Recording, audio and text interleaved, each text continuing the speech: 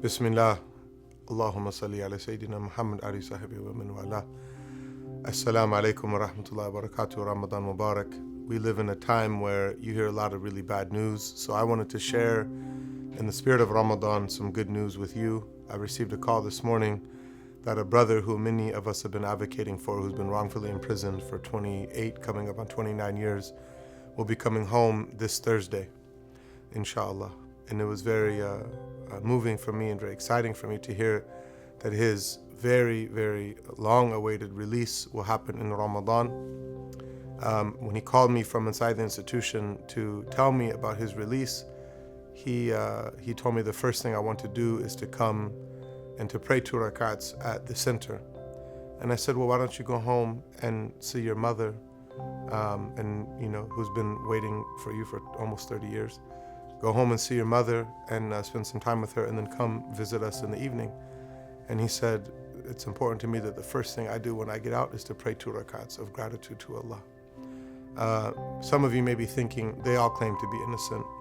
And if you're saying that, you must not know very much about the nature of incarceration in this country. And if you are saying that, I'd advise you to be very careful, lest you be tried with the likes of that type of tribulation, because there are many, many people who are incarcerated all the time for crimes that they did not commit. I have absolute certainty, based off of my research and based off of my consultation with lawyers and other groups, that this particular individual was not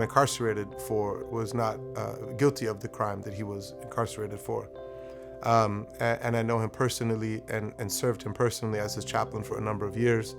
And so I just wanted to share that really good news. And partly to kind of camelback off of that good news, to reflect briefly on the fact that while we enjoy whatever level of freedom we respectively may enjoy, there are people all over the world who are fasting while they are incarcerated, or fasting while they are political prisoners, or fasting while they're under this or that type of oppression or tyranny, or fasting while they're the victims of violent crimes happening in the name, unfortunately, sometimes even of Islam.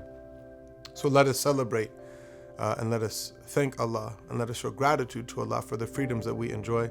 And while we do that, let's join in prayer and praying for the people who are less fortunate than us, who are incarcerated, who are suffering under this or that type of tyranny or oppression. Pray that Allah bring ease to them, and pray that Allah give us to be a means of benefit and relief for people suffering wherever they may be, Ya Rabbil Alameen. Pray for this brother, and pray for me, and pray for our community, and pray for the multitude of Muslims who remain incarcerated in this country, some of whom obviously embrace Islam after having committed bona fide crimes, and some of whom are incarcerated unjustly.